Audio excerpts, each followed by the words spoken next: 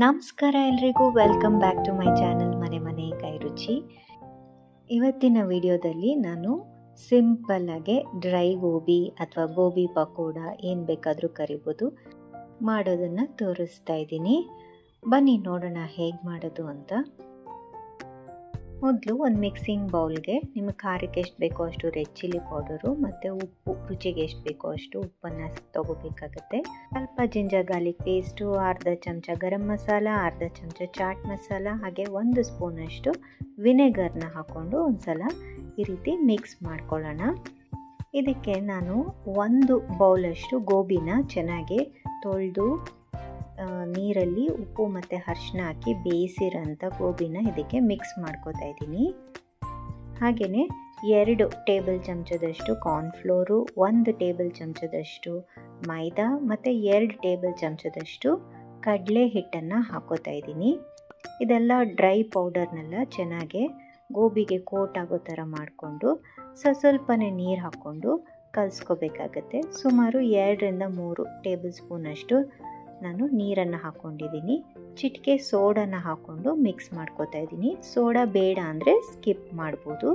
ನೋಡಿ, ಈ ಹದಕ್ಕೆ ಕಲಿಸ್ಕೊಂಡ್ರೆ ಸಾಕು. ಈಗ ಸೈಡಲ್ಲಿ ಎಣ್ಣೆ ಸಹ ಕಾಯೋಕ್ಕೆ ಬಿಟ್ಟಿದ್ದೀನಿ.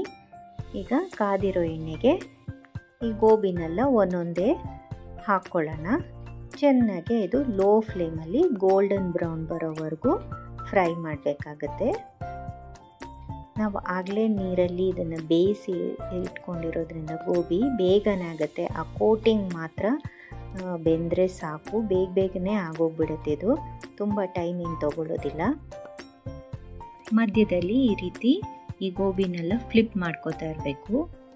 ಇದರಿಂದ ಗೋಬಿ ಎಲ್ಲ ಚೆನ್ನಾಗಿ ಗರಿಯಾಗಿ ಫ್ರೈ ಆಗುತ್ತೆ. ನೋಡಿ, ಈಗ ಇದಾಗಿದೆ, ಗೋಲ್ಡನ್ ಬ್ರೌನ್ ಬಂದಿದೆ. ಈಗ ಇದನ್ನು ಎಣ್ಣೆಯಿಂದ ತೆಕ್ಕೊಳ್ಳೋಣ. ನೋಡಿ, ಈಗ ಇದೆಲ್ಲ ಫ್ರೈ ಆಗಿದೆ. ಇದಕ್ಕೆ ಆಪ್ಷನಲ್ಲು ಬೇಕಿದ್ರೆ ಮೇಲ್ಗಡೆ ಚಾಟ್ ಮಸಾಲಾನ ಹಾಕ್ಕೊಂಡು ಮಿಕ್ಸ್ ಮಾಡ್ಕೋಬೋದು. ಈಗ ನಮ್ಮ ಗೋಬಿ ಪಕೋಡ ಅಥವಾ ಡ್ರೈ ಗೋಬಿ ರೆಡಿಯಾಗಿದೆ. ಈ ವೆದರ್ಗೆ ಆಚೆಗಡೆ ಮಳೆ ಬರ್ತಾ ಇರುತ್ತೆ, ಹಾಗೆ ವೆದರು ಸ್ವಲ್ಪ ಚಳಿ ಸ್ಟಾರ್ಟ್ ಆಗಿದೆ. ಈ ವೆದರ್ಗಂತೂ ಪರ್ಫೆಕ್ಟಾಗಿರುತ್ತೆ. ಇದು ಟೀ ಟೈಮ್ಗೆ ತುಂಬ ಚೆನ್ನಾಗಿರುತ್ತೆ. ಮಕ್ಕಳಂತೂ ಖುಷಿಯಿಂದ ತಿಂತಾರೆ. ಇಲ್ಲ ಅಂದರೆ ಈ ರಸಮ್ಮು ಎಲ್ಲ ಮಾಡಿದಾಗ ಸೈಡ್ ಡಿಶ್ ಆಗು ಇದನ್ನು ಸರ್ವ್ ಮಾಡ್ಬೋದು. ತುಂಬಾ ರುಚಿಯಾಗಿರುತ್ತೆ.